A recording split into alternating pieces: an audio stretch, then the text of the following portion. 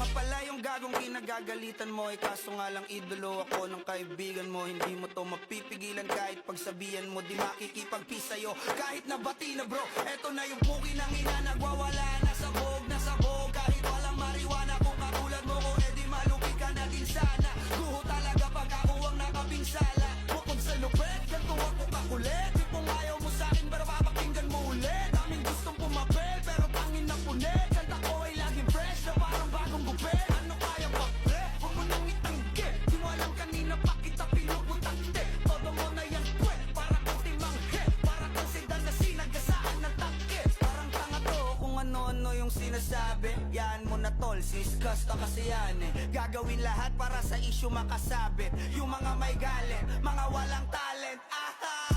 Di pa ako tapos. Akala nyo kaya nyo mapatigil si Dasos? Mas lalong nang gigigil to lalo pag di pa os. Di ganun